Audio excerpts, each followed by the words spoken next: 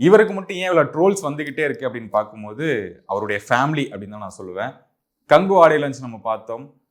இந்த படம் வந்து நல்லா வந்திருக்கு. ஒரு பெரிய பேனிந்தியன் படமும் வரப்போகுது.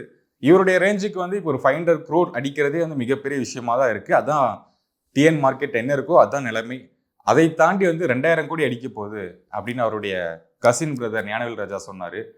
சூர்யாவும் அதுக்கு வந்து ஓகே பார்க்கலாங்க அப்படின்னு சொல்லிட்டு போனால் பிரச்சனை இல்லை, ஏன் பெருசா கனவு காணக்கூடாதா அப்படிங்கிற மாதிரி அவரும் கொஞ்சம் லைட்டா வாயிட்டு இருந்தாரு. அதுக்கப்புறம் கங்கு ரிலீஸ் ஆனதுக்கு அப்புறம் நிறைய ட்ரோல்ஸ் எல்லாம் வந்துச்சு. ஜோதி அவர்கள் வந்து சொன்னாங்க, எல்லா படங்களுக்கும் ஒரு பாரபட்சம் பார்த்து ரிவ்யூ பண்ற மக்கள் ஏன் கங்குவாக்கு பண்ணல, என் ஹஸ்பண்ட் படம் மட்டும் ஏன் இப்படி நீங்க இவ்வளவு ட்ரோல் பண்றீங்க, படம் நல்லா இருந்து இவ்வளவு ட்ரோல் பண்றீங்களே என்ன காரணம் அப்படின்னு அவங்களும் சில விஷயங்கள்லாம் பண்ணாங்க. அதுக்கும் வச்சு அவங்கள வந்து செஞ்சுக்கிட்டு இருந்தாங்க. மீம்ஸ் அண்ட் ட்ரோல்ஸ் போயிட்டு இருந்தது.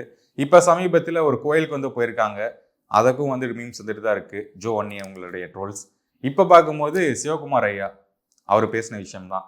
6 பேக் வச்சது, அதுக்கு முன்னாடி எவன்டா, அதுக்கப்புறம் எவன்டா அப்படின்னு கேட்டாங்க. அதுக்கப்புறம் வந்து நிறைய ஹீரோஸ் வந்து வைக்க ஆரம்பிச்சிட்டாங்க. அதர்வா, அருண் விஜய், தமிழ் சினிமா நிறைய பேர் இருக்காங்க, லிஸ்ட் போட்டே போகலாம். இது இருந்துட்டே தான் இருக்கு. இப்பவும் சூர்யா சொன்னது என்னன்னா, மே 1 வந்து படம் ரிலீஸ் ஆக போகுது, அதை பார்த்துட்டு நீங்க சொல்லுங்க அப்படின்னு வந்து ரொம்ப காமா சொல்லிட்டு போயிருக்காரு. ஏன் அப்படின்னு பார்த்தோம்னா இந்த கங்குவாலா வாங்கின அடியா தான் இருக்கும் அப்படின்னு தான் நம்ம எடுத்துக்கணும்.